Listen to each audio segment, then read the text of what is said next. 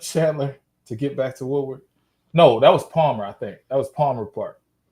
So yeah. I don't know what I'm talking about. That's Palmer Park, I and say this man went from Chandler to Palmer. That's yeah, one hell of a strip. yeah, bro. That was hard to be on there, bro. It was it's not good, bro. I was like, I'm going straight down Woodward and straight up Woodward. That's it. But I mean, it's good though. I think to see the players spending more time down in the city. You see, Yeah, like I said, J-Mo had his camp. J-Mo had his camp was off Outer Drive and some damn where like he didn't like.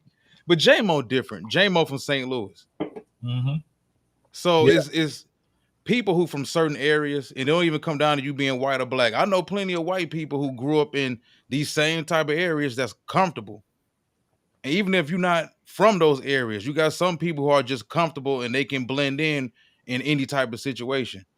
But like I said, it's good. It's good because I don't like the fact that people only rep Detroit when it's convenient, yeah, when it's a yeah, sports team involved. yeah. They Or only a they only Tiger from fan. Detroit when the Tigers win, or, Yeah, or when the Lions are winning. yeah. But outside of that, you want nothing to do with the city You at know, it's all. funny. They say. I remember I used to hear that. I'm from Metro Detroit. I barely hear that. I Yeah, barely hear that. Metro. I'm from Metro Detroit. I'm It's from Wayne County. I'm from. Hold on. I heard this in basic training, and my wife had a situation too where it was a similar. I'm from I'm from a suburb in Detroit called Ecorse. Ain't nowhere near Detroit. Nowhere near Detroit. Hey, Ecor is bro, kind of rough though. It's like a yeah, Detroit light. I'm like, bro, what are you talking Yeah. about? I'm just making it easy for them to understand. I'm like, no. Easy for them to understand. Man, listen, let's get into this because we've been live for like the past 2 minutes. But Okay, okay. all right, so as we all know, and I understand this news broke two, 2.5 months ago, roughly. hmm Offensive coordinator Ben Johnson, who's been very hot name in the head coach circuit the past two off seasons. Actually, I think a lot of the smoke started year one. Even though the team struggled, he already had a name built up for himself, a little bit of rapport with some people around the league. So he went into starting and getting things started career wise here with Detroit, already having a little giddy up behind him. Doesn't hurt that he's had a top five offense the last 2 years in the league, top five running game. He's decided to turn down head coaching jobs the last two off seasons. You're Yeah. looking at the Carolina situation not this past season, but the prior year. That looks to be a situation that he dodged. Clearly, I think we all believe that when it comes to him, it's obvious. Ownership, team president, consistency, football people. That's what's really important to him because I think these organizations around the league that are courting him, you have to look at what he's coming from. He's not coming from some raggedy ass old school Lions organization. He's coming from an established organization now where the GM is capable, the head coach is capable, they have a culture in place, and they have a certain way of doing things here in Detroit. So I can kind of understand why he looked at Jack Tepper last offseason and said, yeah, no, thanks, but no thanks. I understand y'all have the number one overall pick, but yeah, but no thanks. He said no to Jim Irsay and the Colts, and I can understand that. hmm Even though the Colts are a solid built football team, you're looking at having a guy like Jonathan Taylor, potentially having Anthony Richardson or whoever the quarterback may have turned out to be at that point in time. The Houston Texans job, I think that's the one job you can look at and say, okay, you know what? In hindsight, that Texans job may have been the one that he passed go one too many times. Yeah. Yeah. You know, you're looking at that roster, you're looking at that quarterback, and Cat. as an offensive coordinator, offensive minded head coach, you got the right quarterback, man. You a genius for 14 years. Yeah. Yeah. So, Genius. what do you think about what happened? Because he also turned down the Washington job, which in Yeah. theory I understand that too. Because what in the hell do y'all really have going on there right now? You're looking at the ownership situation, and then bringing Bob Myers in from the Golden State Warriors to help things out. It's like they really didn't have things set up to bring in a guy like him. So what do you think about Ben Johnson deciding to pass on a head coaching job for a second straight offseason? You took all my answers. You took all my answers. But I got to set it up because I'm gonna let y'all talk for like the next 13 minutes. I set you and Ashanti up, and then I sit back and shut up, and I let y'all talk for like the next 13 minutes. Well, to piggyback, to add a caveat to that, to pork back.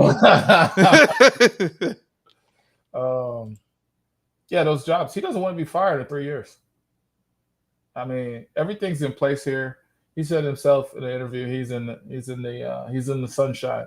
You know, he was grinding with these dudes. He was in those aggressive meetings. He wants to be in the sunshine again. You don't want to just get to sunshine and just get to being 30 minutes away from the Super Bowl 45. But you don't want to be you don't want to be fired in 3 years and have your reputation tarnished and your name tarnished, because right now it's a perfect marriage. It's a perfect marriage between you. It's a perfect marriage between the Lions. I will speak to the Houston job. I think that Houston did something real interesting. D'Amico Ryans and the offensive coordinator there wanted to understand how CJ Stroud looks at the game, right? And they wanted to adapt their offense to how he looks at the game. And you mean actually coach? Yeah. Oh, okay. All right, because there's a drastic absence of that shit in the NFL right now. Mm-hmm.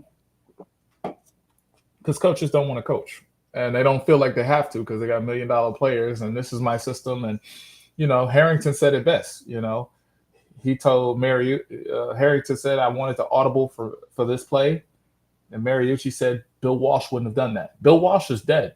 Okay, there's no reason to go with the same elements of the West Coast style. He's dead. What would Bill Walsh do? Right. What would the great Vince Lombardi do?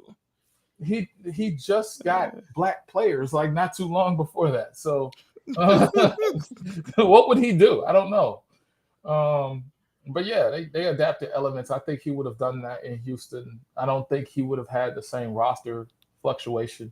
And their system for Houston is just like the San Francisco 49ers with the verbiage of the Ohio State team that CJ Stroud played for. So they just try to adapt elements, right? And build on that, instead of calling something, a fade, maybe call it a pylon. And I think maybe Ben Johnson would have had a perfect marriage there, but in Detroit, it's literally a perfect marriage. There is no other reason to change. And I just feel like that anybody with a job feels like that. Now, Dave Tepper, all them other guys from Washington, them dudes been pimping the whole, they ain't even in Washington. They in Virginia. They've been pimping the whole state of Virginia for years. They've been out there pimping. So they're not even trying, these guys are not trying to win. These owners, some of these owners not trying to win. They just like having a team. They like, going to the games. We're courtside, So I think it's just the perfect marriage. I think when you include that, I'm gonna put a real bit of context in this. When you include the acquisition of Terrell Williams, and when you include the acquisition or the maintaining of your offensive coordinator Ben Johnson, you gotta look and think like the Lions have had the best offseason of anyone. Just seen a video; they were able to keep everyone they wanted to keep, So, yeah, they had one of the best, if not the best, offseason. So what you're saying is, in Ben Johnson's situation, once you've been introduced to real, you don't mess with lames. Yeah. I think Washington came around waving their wallet. Look what we could do for you over here. You ain't got to work over here. I'll pay everything over here. Just come be with me. Just be my trophy. Let's be my trophy. Let's ride. and I get it. I think you hit the nail right on the head, man. When you have a good situation and you're kind of a made man where you're at, because they're not gonna fire Ben Johnson here, and they're willing to let him test the waters. Okay, you know what? We understand. It's part of the business. We want, when you have high caliber head coaches or assistants, people are gonna come around poaching. Yeah. If they want to leave, they're going to leave. That's just part of the business. But they allow him to go flirt. Mm. and they understand it.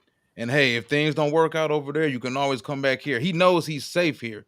So why would he leave a good situation like this to go to some dysfunctional ass relationship?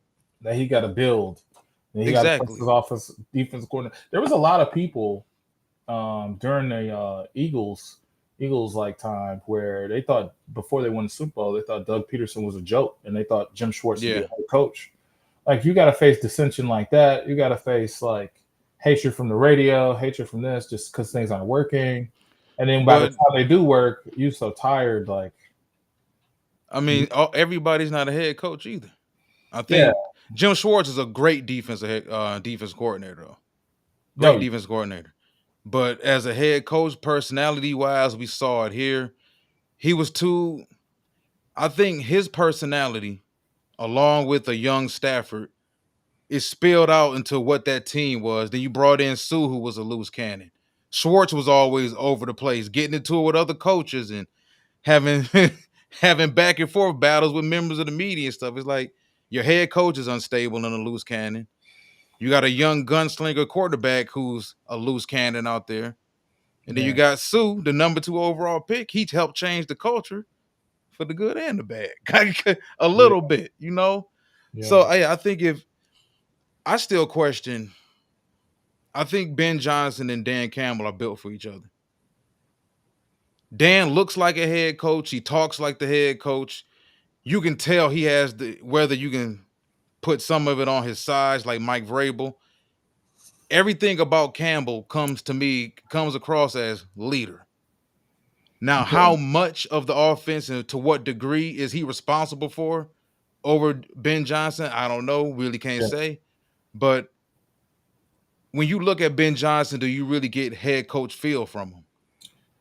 Um, I think with in terms of that, I think that Leader of men. yeah, I think that's a little. I think that's a little arbitrary because different organizations, I think now are looking at different people for different things, right? You have McVay. He's a smart individual. He's intelligent. He has football knowledge. Uh, he's a student of the game. He's not a rah rah, no, but he's a heavy executioner, right? When you look at my boy in Miami, he's quirky, he's funny, he's minority candidate, and he's Mike Mack. but he what he is he connects the players because his authentic damn, I can't say it. Authenticity. Authenticity, There yeah. we go. Um, he connects Word the of the players in day. that way, yeah. So he has that authenticity.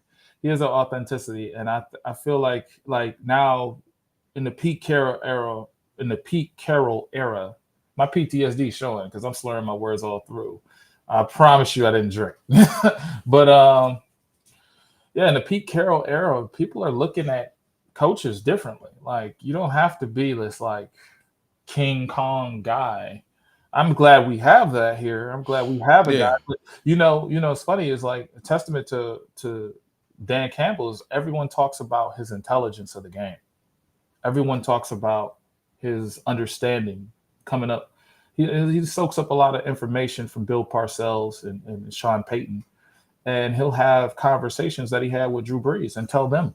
So he can recall those conversations he had with Drew Brees, had with Jimmy Graham in that golden era of the Saints, and he can show that to other players. Like watching him coach is like, wow, like this guy is way more intelligent. And then Ben Johnson had in interviews years ago. I'll pull it up. Like this offense was built with the vision of Dan Campbell in mind. To me, that tells me Dan Campbell was literally the visionary and Ben Johnson was the architect, the person that could put it together. Yeah. And architects don't get the respect of like everybody, because they're not these braggadocious characters, but at the same time, I mean, you don't need a braggadocious head coach. Rex Ryan couldn't get it done. He was talking all the time. He's still talking today. You don't need these like He a big alpha Lions fan males. too. Yeah. He is, yeah. You know, but you know what though? Dude is a great communicator. Like I've watched plenty of Rex Ryan videos, watch him break down defensive schemes, or there, especially when he was with the Ravens and the Jets. He is a great communicator. And that's the thing. Some people can be an architect, but some people they can't take that idea Yeah, and teach it to people. Everybody, that's why I say everybody can't teach. yeah. And Rex Ryan, at least he's good at that. You He's know, Ben damn good at Johnson. that. You know, Ben Johnson got an education background. Yeah. Yeah. So You kind of should yeah, because if you watch, in that business. yeah, he kind of should. If you watch, he had a during the during the Senior Bowl when he was educating those guys. Is this coming off the ball? This is not coming off the ball, right? Like Dan Campbell, this is not coming off the ball. No, no, this is not coming off the ball. So we got to do better. And he can really connect with guys in that way. I think he can connect. I think he could be a head coach. I don't think there's no differentiating. But hey, look, guess what? If Andy Reid retire, which supposedly there's a rumor going around he wants to retire, I like the Chiefs job. Them some big shoes. Them some big shoes to fill. But we got a comment from CZ King. What up, CZ King? Got an interview coming up with you too, man. Much love. Says, I think that when it comes to the game, some of these coaches you guys are speaking of are okay, but to me, in order for them to become elite, they need to win. McVay is the only one that has won. I'm glad he said this because I've been debating this back and forth with people for the longest about him and Kyle Shanahan. Mm-hmm. Kyle Shanahan's been responsible for a lot of stuff, but if you look at the situation, he had a loaded team in Atlanta. When that situation happened in the Super Bowl against New England, he left. When he left, Matt Ryan fell apart. Dan Quinn was fired a year later. Other players on that team started to drop off. Things were never the same. He took over, I think, a 5-win team. When he first got to Frisco, they had won 5 games the previous year. Hit on some draft picks, implemented his offense. Things are solid right now. We've seen Sean McVay build it, lose it, stay the course, win, rebuild it up again. Remember, he took over for Jeff Fisher. How much is that Les Snead, though?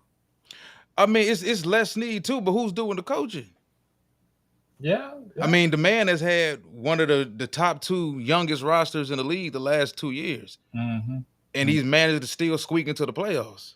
You and I both love what McVay and the Rams did in this past draft.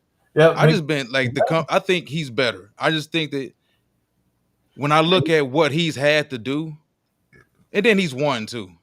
That's the whole thing. He's won. He's been to 2, and he's won 1. Yeah, he's also benefited off high quality coordinators. And I don't think,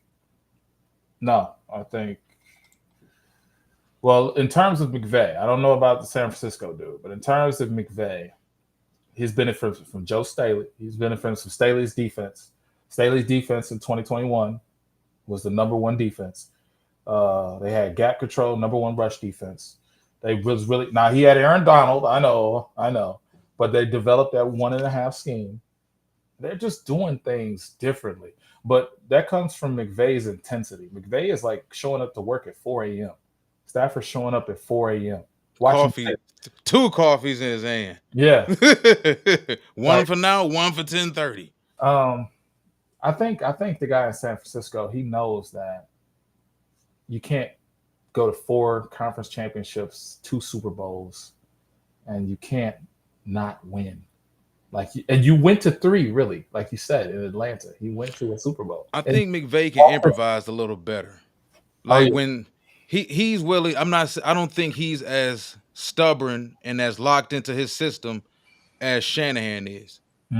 I think McVay's able to take what he has, what they've given him, because once they did the whole F them picks things for a good 2-3 years, and then you got rid of some more people. You brought Stafford in, you went all in. It worked out because you won, but then you turn around the very next season, you got the youngest damn team in football and one of the worst offensive lines in football.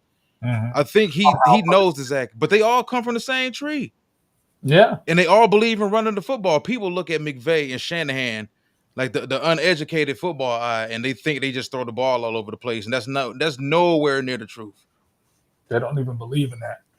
Nowhere near the truth. Well, but I will say this. Sean prefers to push the ball downfield more than Kyle.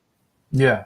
And you know what? He had to change his offense twice. No, he just changed his offense just a year ago. So 3 times he's changed his offense or made more elements to his offense. So when he first got there with Jared Goff, everything was heavy zone, power rushing. We're organizing everything around a running back. The second time, we're organizing everything around Cooper Kupp. Now it's more about And Robert Woods. And I think that during that it was bullying people with motion. So we were bullying people. Well, not we. LA was bullying people with motion.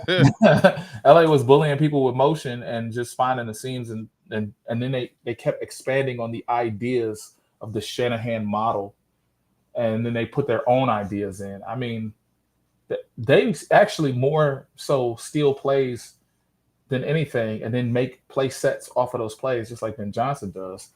But I think that Ben Johnson has the pure progression. That's the only thing he's created to his name is a pure progression passer, and Jared Goff. And what I mean by that is we see Kyle Shanahan not developing, staying true to 1997 or whatever when Elway won a championship, and that's not working. Or it's 2016. And even though he's having a success, he's not improvising like you say. But you see all these other guys, Ben Johnson, McVay, they're not only pushing the ball downfield, but they're adapting their offense every year, finding new wrinkles, finding new creases, putting in new play design, putting new play sets. Only criticism I have of Ben Johnson is the trick plays, the amount of trick plays he runs. I think it's kind of gimmicky. If your quarterback can't throw 40 yards down the field without a flea flicker, that's your problem. Well, I mean, you got to sleight of hand. You got to set them up, man. You got to set them up. But I'm glad you brought that. So now we can transition to the next topic. Ben Johnson's offense, or Dan Campbell's offense, however you choose to view it. It's a lot of weapons on this team, man. You got Jameson Williams, runner-up to the Biletnikoff 2 or 3 years ago, to Jordan Addison to the Minnesota Vikings. You got a young potential Marshall Faulk-like stud in Jahmyr Gibbs. You got who looks at the current moment to be one of the best young tight ends in football in Sam Laporta. What does it take to take this offense to a completely another level? Because unless you have that generational type quarterback where it doesn't matter, you see what Mahomes has. Mahomes has had a bunch of construction barrels with bricks for hands as wide receivers the last 2 years. And he's won, 2 Super Bowls now without Tyreek Hill? 3. Well, without Tyreek Hill. Oh, yeah, 2. Yeah, 2. Yeah, so unless you have that type of guy, I call those dudes the human erasers. Unless you got a human eraser at quarterback, it's not going to work out that way. So you're going to have to keep getting better. Now, does Goff have a ceiling when it comes to getting better? Because we need to see this off. The offense can't come back the same as it was last year. No team in the league offensively can do that. You have to add new wrinkles. Yeah, absolutely. I think and teams are out here trying to be Ben Johnson's run scheme so much. They want to be the passing scheme so much. They've sat up all summer and watched us ad nauseum. Yeah. So you have to change things up a little bit. Yeah. What do they need to do? Is there something scheme wise, or is there a certain player that needs to be unlocked to really take this team to the next level offensively? A little bit of both. I would say you need to unlock Jahmyr Gibbs almost as the next Alvin Kamara. He needs to I think given based on the talent you have now, you can develop I want to say game plans for each guy on versus each team, right? So when you look at, I go back to the NFC Championship game. NFC Championship game, you watch Kurt Warner's tape. It's not good. It's not good. There was a lot of plays that were missed, a lot of tight ends open. A lot of players just didn't make a lot of plays. Jared Goff just didn't see them. So I say for that game, you should have attacked the tight ends. You should have attacked the linebackers. The linebackers were an obvious strength of that team, but what they did in that game was they always showed man and then dropped into cover 6. They always showed man first and then did a switch, dropped into cover 6. And you had the middle of the field wide open most of the time down the seam, and you failed to do it because you saw a defender in a hook curl. So that's my biggest problem with Jared right there. But based on that, I think what they wanted to do, they wanted to play their style of football and run the ball and run the ball and run the ball. But this offense has to get better in the third quarter. It has to keep pressing in the third quarter. And I'm not talking about fourth quarter tries and all that nonsense. I'm talking about actually being proficient and scoring on your drives. When you have 10 drives, 4 scores, 3 punts, 2 fumbles, that doesn't add up to success to me. So I think that when we look at, some of these weapons that we have, every game should be highlighting a different weakness, right? Like if they have bad safeties, if they have bad safeties, let's put Gibbs in the slot. Let's force the strength of the defense, right? Because they're going to line up. Their passing defense is going to go off the strength of the formation, okay? And that's why I like Ben Johnson a lot, right? So if it's a 2-by-1, their defensive rules are going to say have more people in a 2-by-1 if it's a cover 6, okay? But if you have Gibbs just magically go in motion and line up in the slot, now you're in empty formation.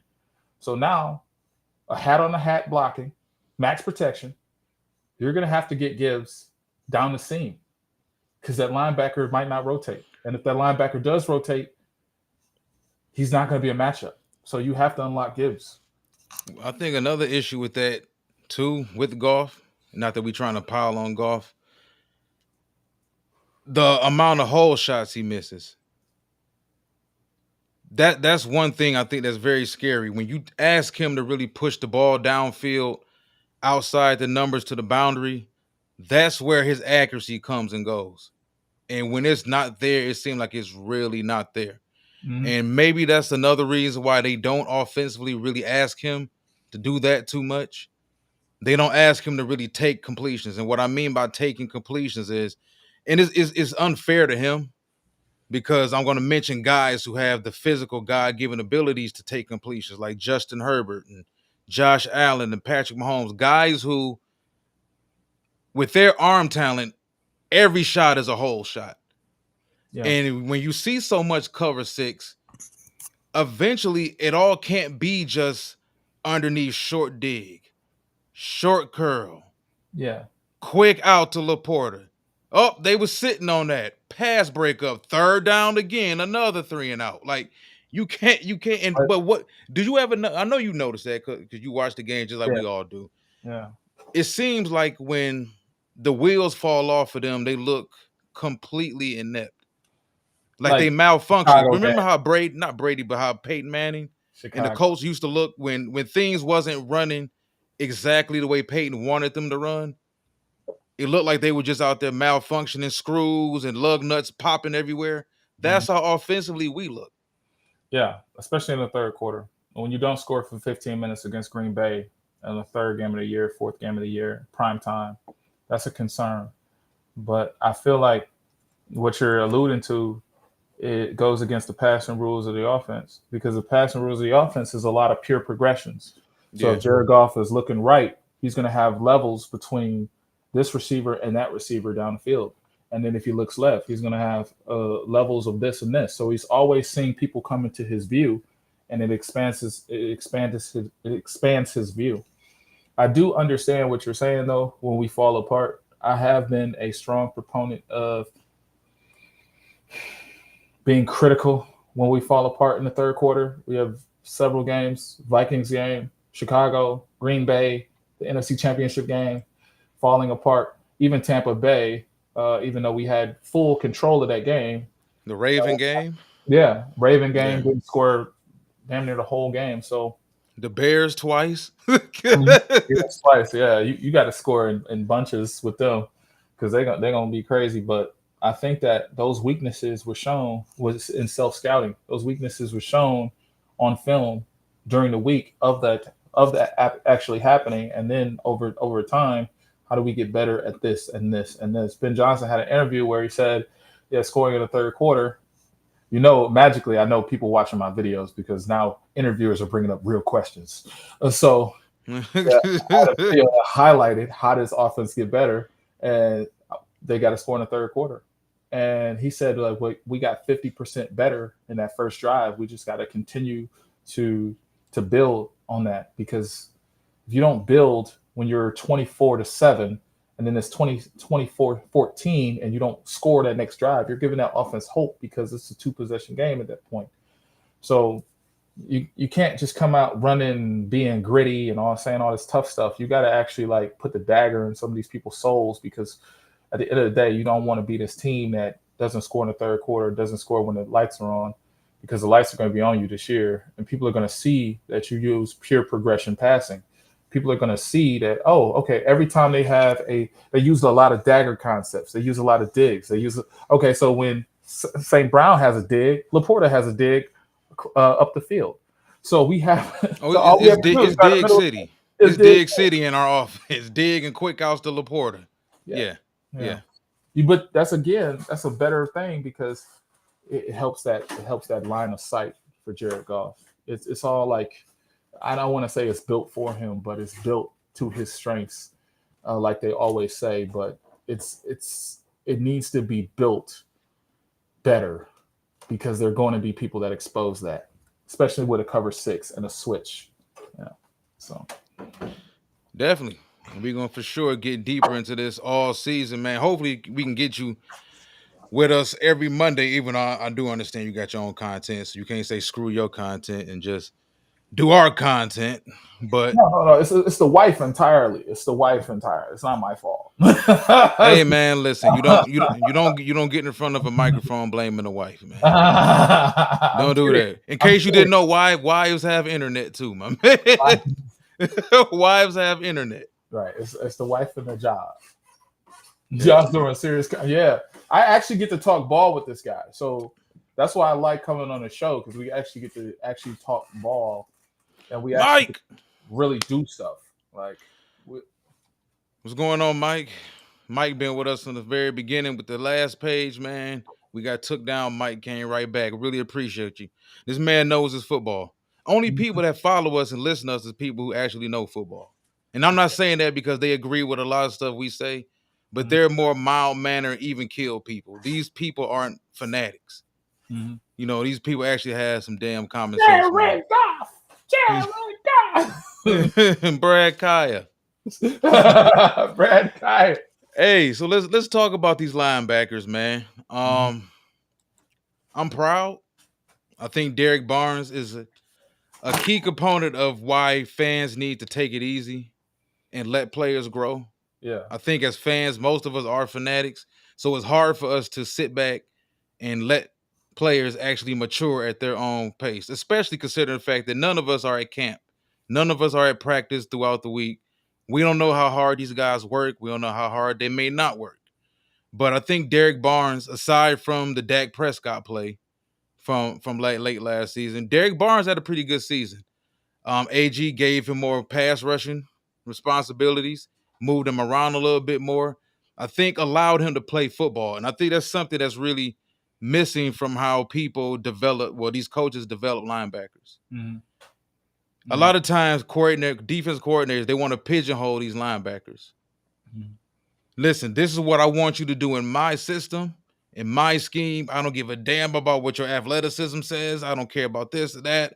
I don't care what you excelled at USC or Florida. You're going to come here and you're going to do this. I think he went through some of that. You want to talk about PTSD?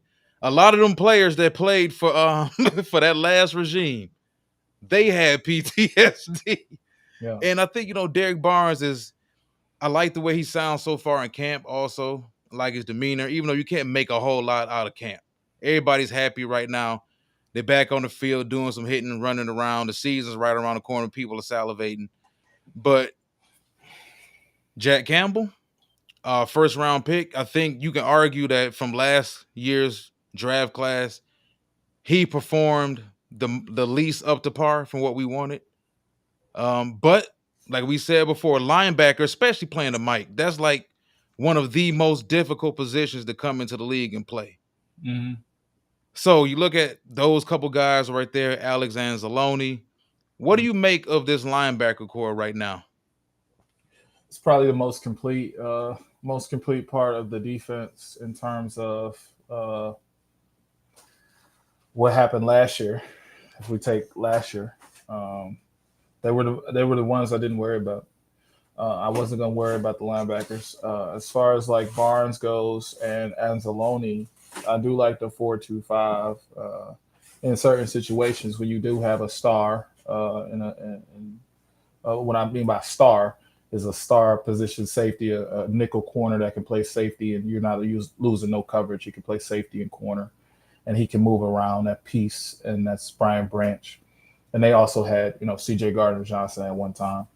I did like that, for more part of the season, they were the most reliable bunch because even though we had the 41% pressure rate that we did, we were getting pressure by blitzing a safety or a nickel in the A gap and the B gaps only. And in that 2-gap system, our guys were kind of suffering last year. And now with the 1.5 gap system, we're doing very well with adopting or stealing, whatever you want to call it, the Staley level of defense that came from LA just a couple seasons ago. So playing that 1.5 gap is also helping our linebackers. And I think that's always something that Dan Campbell wanted to do, was he wanted to have a 4-3 with 3-4 principles. And he wanted to have everybody be responsible for a gap. And that way you're protecting your gap and you're staying disciplined within that gap. And you're stuffing that gap when need to. I think that the linebacking core in terms of development, though, is getting better.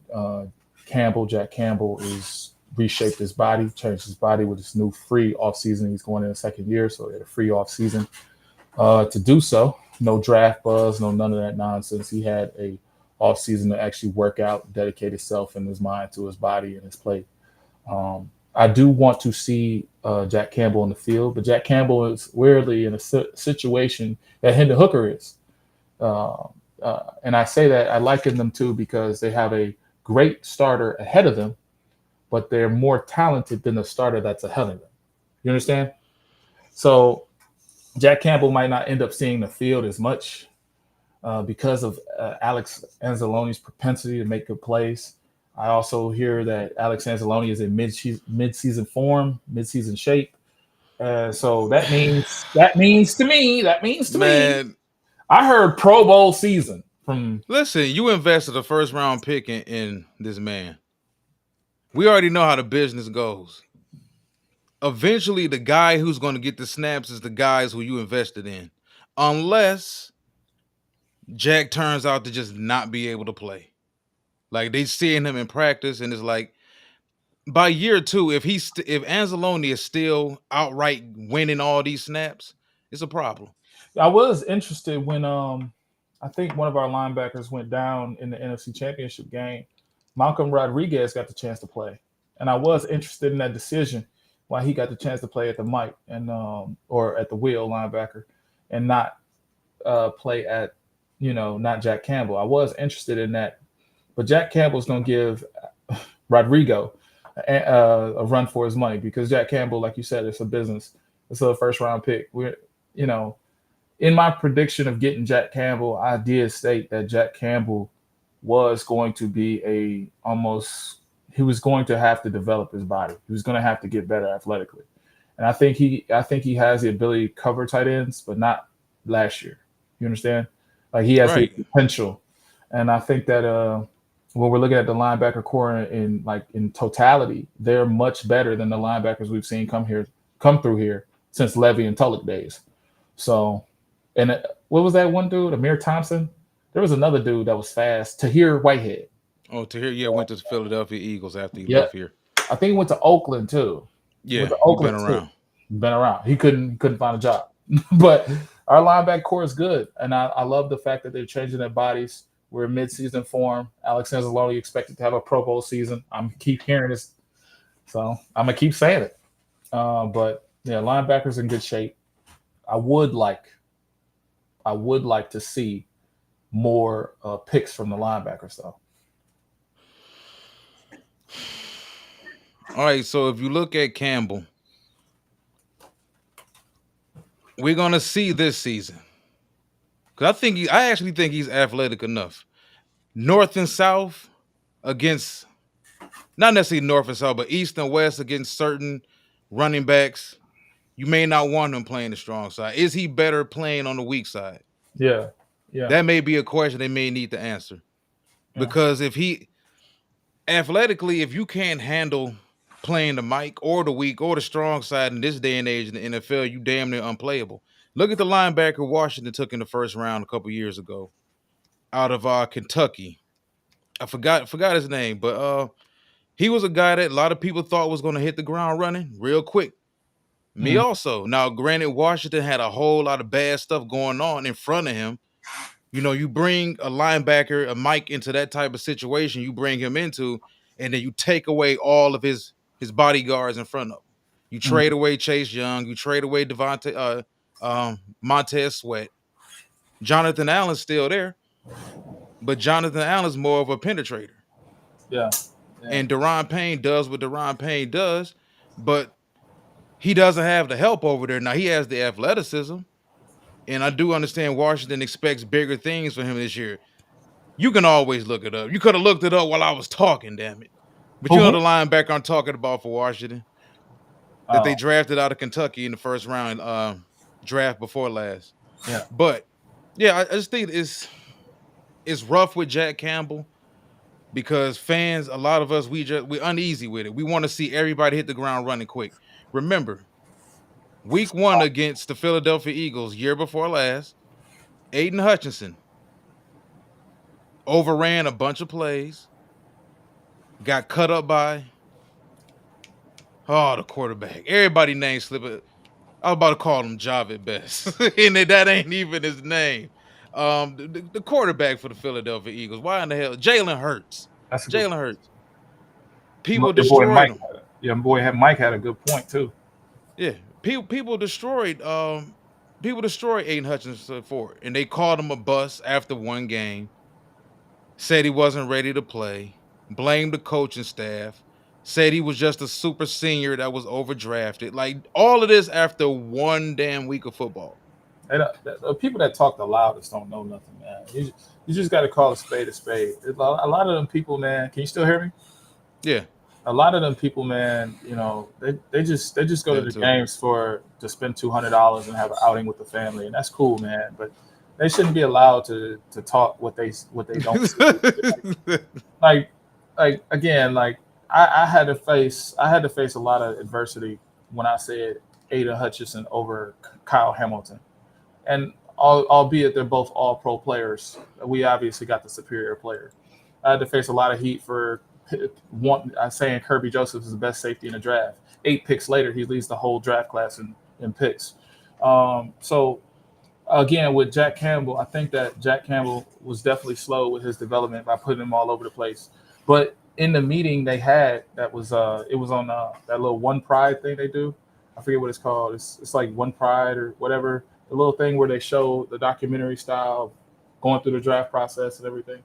They showed a clip of you play off-ball linebacker. I'll play some off-ball. Yeah, I haven't played off-ball since, so Jack Campbell. Yeah, whatever you need me to do. Yeah, he's that type of guy. And yeah, exactly. To his own detriment sometimes. Yeah, to his own detriment. But Jack Campbell, I'm not worried about it at all because I think Isaiah Simmons, we could speak to athleticism. Isaiah Simmons had all the athleticism in the world and did nothing and for Arizona Cardinals. So I feel like the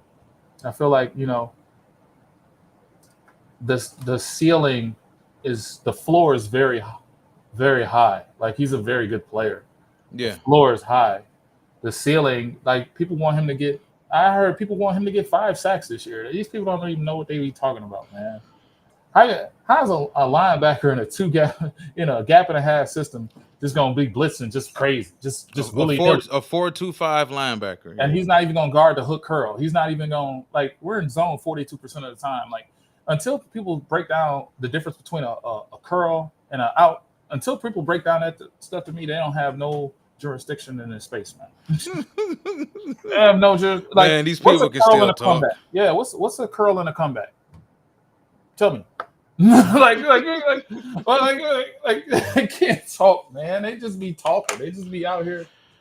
Well, I mean, they fanatics, man. That's all it is. They just fanatics. They fanatics. But yeah, it's hard for me to say what's a successful season for Jack Campbell in this situation, because if people expect to see out of him what they saw from him out of Iowa's defense, you may not see that here.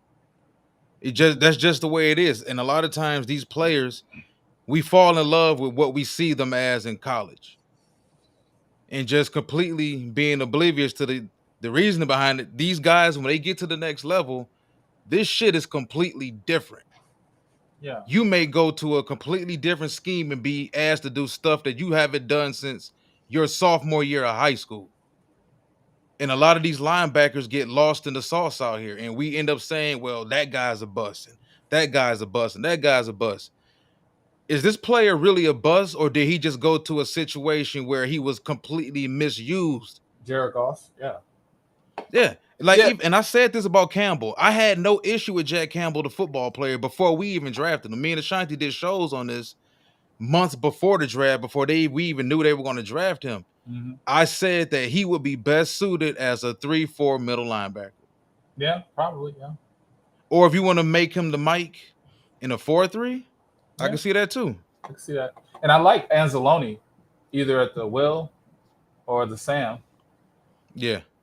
I don't see no problem with that, but he has to stop getting beaten when he tries to buzz out to the actual line of scrimmage. He has to actually like be able to change direction and go upfield. He can't too much. Is it? Yeah, you're asking for athleticism now. Athleticism. It's brutal. It's brutal watching him though. It's brutal watching him. He can find. He's a smart football player. He just doesn't have the athleticism. Yeah. He can find the football. He keeps his eye on the ball in the backfield.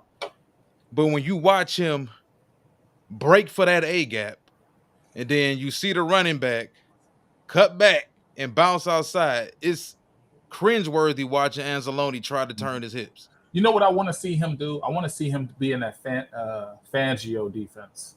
Where remember Fangio for a while was blitzing the A gap, or he would have two linebackers at the A gap pressing, and then he would back out in the zone.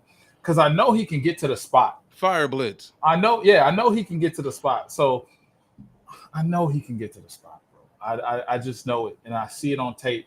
I see the speed he has. He has good speed. I like Anzalone at the Sam. But we played at 4-2-5, so that pushes us into a whole different level. Then 4-1-6 in the playoffs, and we'll have. Yeah. That's why I told people as much as I loved Will Anderson coming out, we would have wasted Will Anderson over here.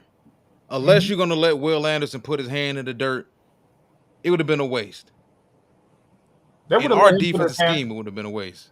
I don't think so, man. I think that we do a lot of that gap stuff, so that's going to stop penetration on the pass rush. So his sack numbers will be low, but once he, at the snap of the ball, you peek up, you make contact, you realize it's a pass.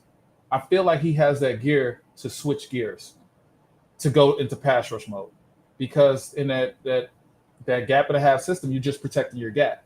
This is better explained in my last video. What's that called? Yeah, that's it. Yeah. Shameless plug. So you'll protect that gap, and that'll be your gap responsibility. But hey, guess what? Boom. Oh, it's a pass rush? All right, boom, go up. And the best person to do that is Aiden Hutchinson.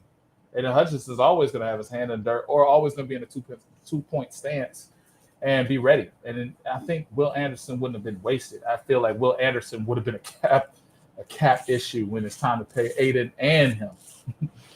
I just look at how, and it's glad he went to the right situation. He went to a former linebacker that went to his school, Alabama, and D'Amico Ryans. That was the guy he wanted. And there was a lot of discrepancies on whether or not Will Anderson could hold up at the point, whether or not he could actually protect the line of scrimmage, whether he could do some gag because he contained, could he handle the run game. He looked damn good in Houston last year with his hand in the dirt. You know what's funny is all them people saying that. All them people saying that wanted Chris to Sims. draft all them people saying that they wanted to draft these athletic freaks. You're not going to get a Julius Peppers in that draft. They're always looking for this Julius Peppers-esque person that is like 6'8", Myles Garrett running a 4.3. They've been on creative player too much, you know, and Myles Garrett too, one of the strongest defensive ends. You'll see who actually has been in a 3-4, 4-3. He can play the nose. He can move all around the line. I think people are saying we need a Will Anderson, or no. People are saying we need a Myles Garrett. How you gonna get a Myles Garrett? You pick a 24. How you gonna get a Myles? How you gonna get a Myles Garrett and a T.J. Watt? This is not even a draft. This is not even that draft.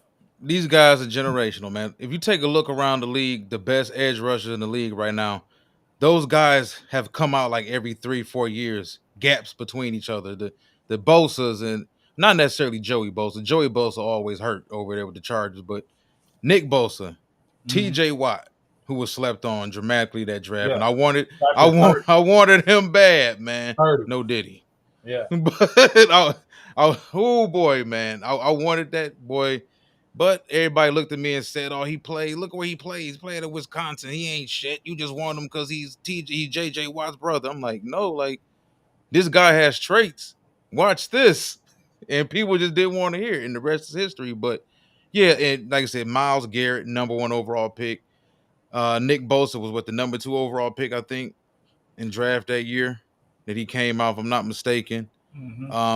Crosby was a guy that was completely slept on.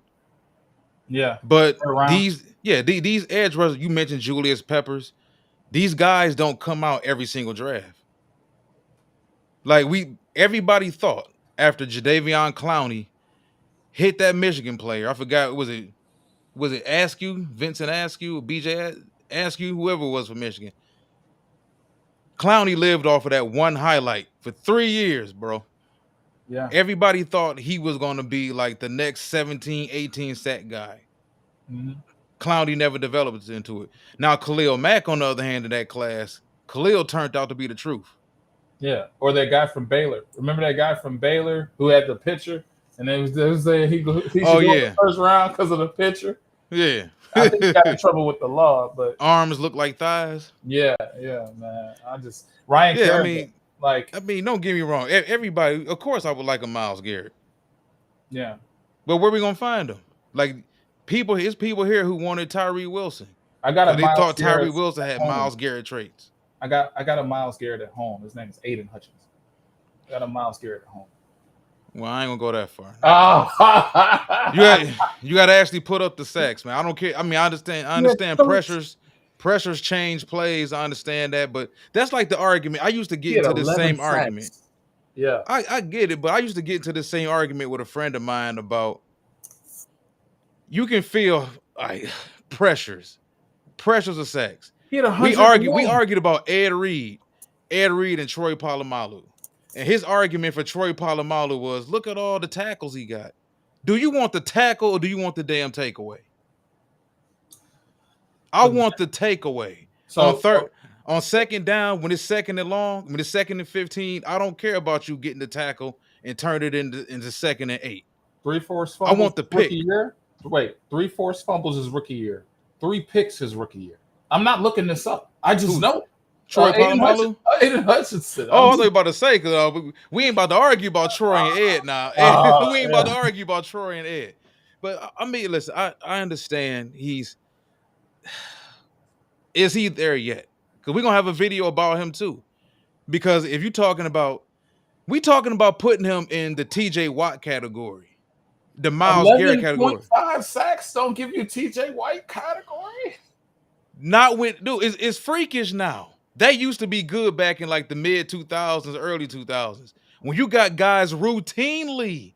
Now, are we spoiled by what we see? That could be a part of it. But when you 101 got guys, dude, you got guys like 24 TJ Watt hurries. that be hurt consistently. Watt will miss 3 games and still get 17 and a half sacks. Myles Garrett. I watched Myles Garrett with that shitty Browns offense last year in the game against the Colts. He damn near beat the Colts by himself. That's the type of player I'm talking about. Now, is Aiden still ascending? Yes. But can we put him in the category with Garrett and Nick Bosa and TJ Watt? He's going to have to get the sacks up there. That's just how it is. Edge rusher, since the beginning of time, or at least until, Lawrence Taylor graced the earth. You want Aiden Hutchinson to be Michael Strahan. I got it. 3 sacks in the postseason and 11.5 in the season ain't good enough. Man, dude, nowadays, no. It's messed up to say that, but look what we see. What are we doing? How many sacks did Khalil Mack have last year? And Mack is how old? Mack is 30-something now. Wait. We're not even talking about Parsons. Michael Parsons, Khalil Parsons Mack getting 11 sacks too, and he's told to be elite. People put him as an elite pass rusher, and he's playing the mic, the wheel. He's playing on the nose. He's pass rushing. He's doing everything. Okay, but what I'm saying is, okay, even Crosby.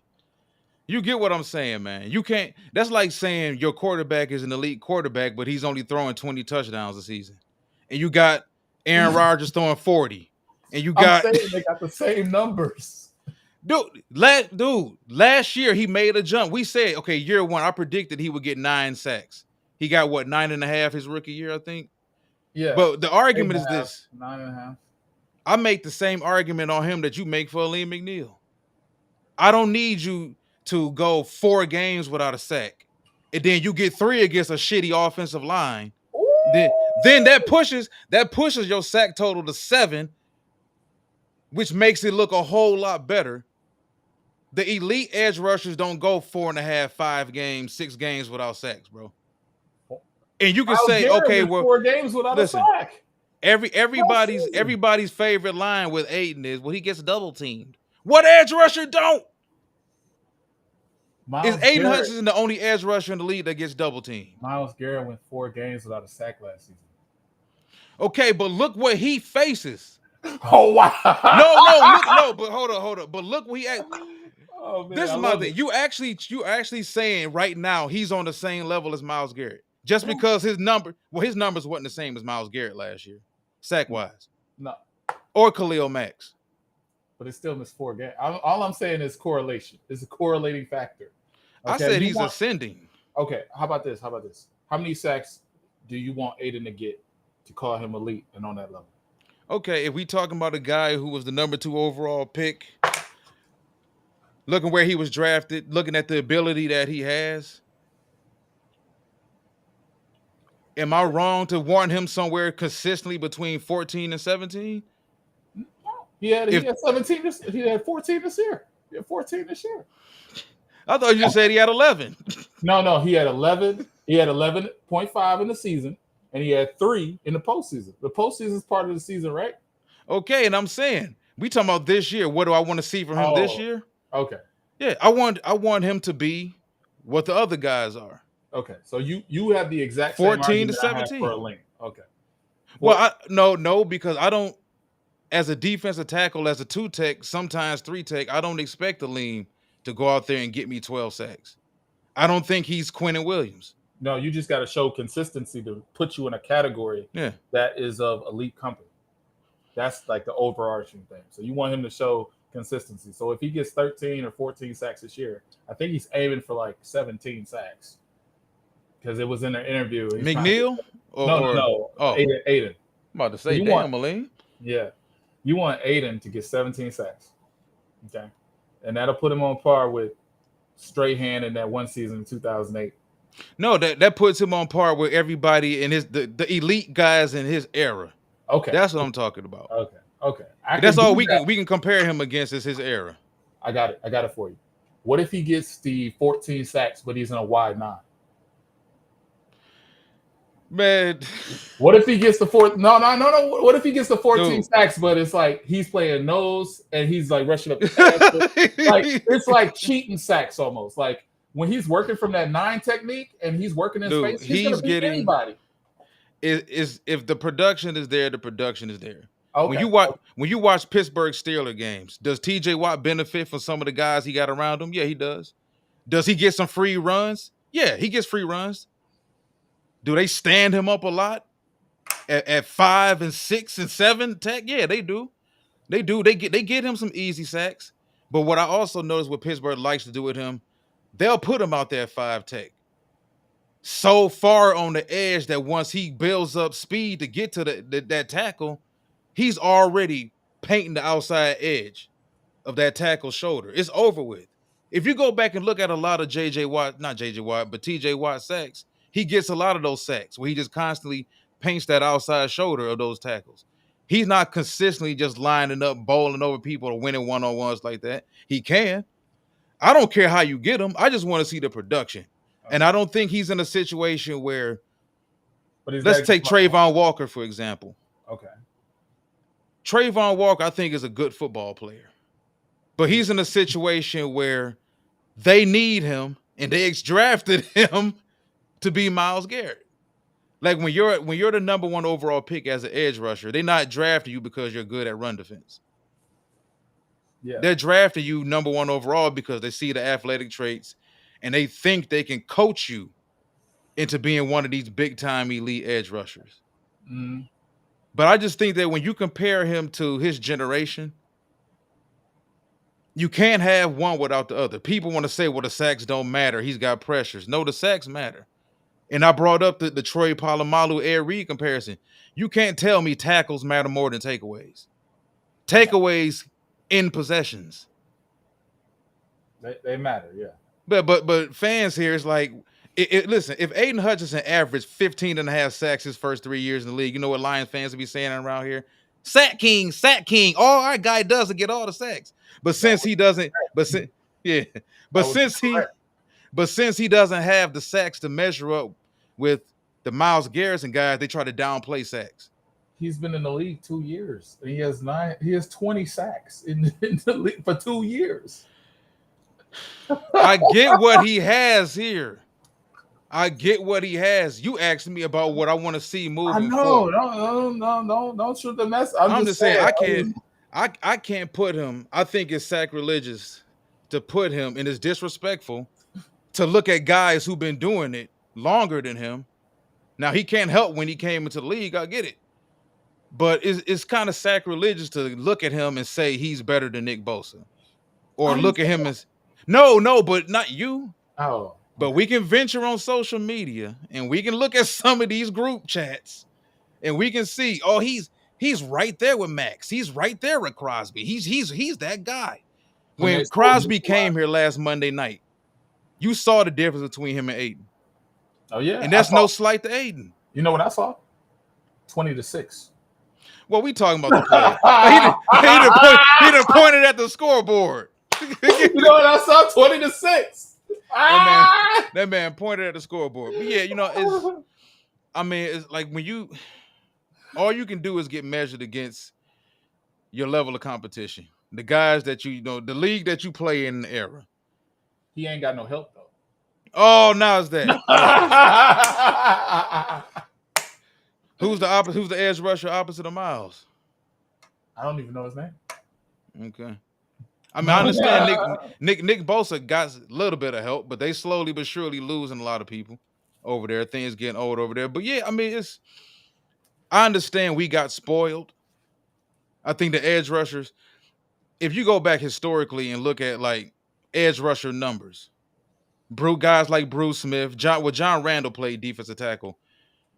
The whole back in the day, it was kind of unheard of to see these edge rushers get 15 and a half, 16 sacks, this and that. Schemes are different now. A lot of these edge rushers are in better shape. They're better athletically.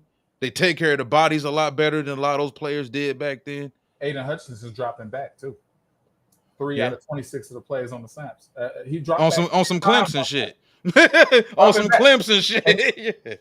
And name me any one of those people that are dropping back 3 to 4 times a game, and they're leaving the season with 3 or 4 picks. So it's the scheme's fault now. Oh, so now it's the scheme's fault. He's an elite player. No, I think he is my favorite player too. Let me ask you this: what the hell is elite? Is elite top 5? Because elite used to be top 5 at your position. You know what? I'm so glad you brought this up. I was gonna make a video about this, but you know what I'm gonna do? I'm gonna take your stream and put it on my thing and say, go follow this guy, and boom, and we're gonna plug your channel, and we're gonna do it like that. So look, I'm gonna say it in terms of elite. That is going out the window now. I'm gonna say why? Why? Because coaches are coaching again. Okay, I'm gonna say it, and it makes sense. All right, I can use this in a proper form. I know you want me to use it for defensive ends, but I'm gonna use this in terms of Jared Goff. Is this okay? Go ahead. Okay. Shoot. So it used to be, well, we need a guy like Peyton Manning. We need a guy like Tom Brady. We need this guy that is, hyper focused, hyper vigilant. We need this elite passer of the football, makes all the throws, this, that, and the third. Now it's this person is our franchise quarterback. We are going to scheme him up via his skill set. If you're a Mike Vick, we're going to play Mike Vick football. If you're a Kyler Murray, we're gonna. If you're any of these guys, if you're Jared Goff, we're playing this way because you are what our franchise believes in. This is too true to the testament of the Lions, right? Anthony Lynn did not work here because I even have a video from a long time ago saying he was not going to work here. And when I said he was going to get fired, everybody said, no, give him a chance. But guess what? He got fired. Okay, so I've been predicting a lot of stuff, and nobody be giving me credit. So check this out. Sounds pretty grim to me. So check this out. Don't predict nothing on me. I need my job. What Anthony Lynn did with Jared Goff was Anthony Lynn liked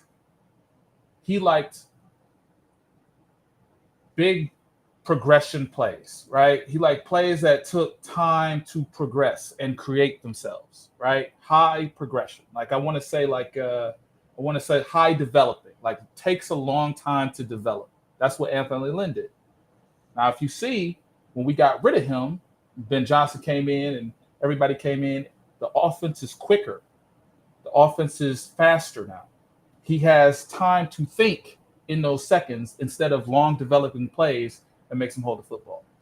Jared Goff is elite in the system because this works for him. But this is how our franchise chooses to play quarterback. Now, you put him back there in the Eagles where they had long developing plays. And look, if it's not there, just run Jalen Hurts. You see, that's all they did. You see, they fired the OC too. Exactly. So these long developing plays, they said Jalen Hurts was elite, but his last Shane Steichen worked to his strengths. A franchise QB or an elite player is going out the window. It's going to be, this is how our franchise plays quarterback. This is what our franchise believes the quarterback is going to be. This is what our franchise believes the defense is going to look like. And this is going to be our franchise model of what we're doing, how we're rocking, right? Baker Mayfield, not an elite guy, but Tampa Bay loves Baker Mayfield. Tampa Bay says, this is who we rock with. It's nobody else. Because that whole tier system is for the ESPNs. That tier system. They kind of stuck with him, though. They're not stuck. Well, not necessarily stuck, but it's still kind of like he was on the contract last year with no guaguaranteed money.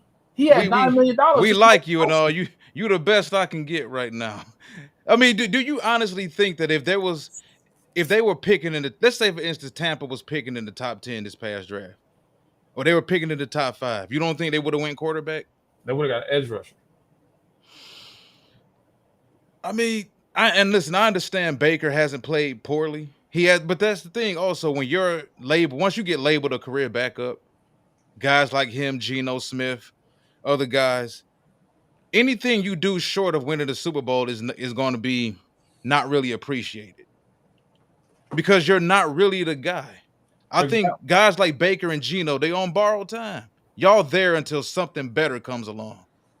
you might have a point in that because guess what? Geno was from the Pete Carroll era, not the McDonald era. How McDonald wants a quarterback to be might be completely different than Geno. But what they're doing for Geno right now is they're working towards a skill set and they built an offense that benefits his skill set. Like people in Buffalo. In Buffalo, Josh Allen is the guy. It doesn't matter he lost 3 playoff games, lost 4 since 2019. That does not matter. That's how they choose to play quarterback. That's how they want. That's how they connect. When a new sexy quarterback comes into play, and let's say Josh Allen gets hurt, God forbid, right? Josh Allen gets hurt, and they have to pick number 1 overall, right? They're 0-16, 0-17. This guy said, "Who ain't on borrowed time? Everybody on borrowed time. It's not our time; it's his time." But at the end of the day, I feel like that whole elite tier stuff that's going out the window because you can win with a guy that's a guy that does your system correctly. Jared Goff is durable.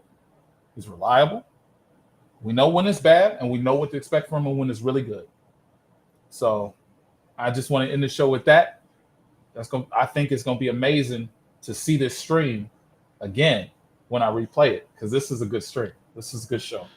Oh, definitely. I'm gonna break this up into some YouTube reels and everything too. My dog's upstairs cutting up, boy, because my wife probably just pulled up in the driveway. But man, it was great having you on, man. I need to start doing. We need to start doing more daytime streams like this. Love it. Love having you on, man. Love your insight. Plug your show. Yeah, and your channel. You can find me Spirited Detroit podcast. I try to do thought-provoking content. I usually don't show my face. I actually go through all 22, stuff like that. So we can do that.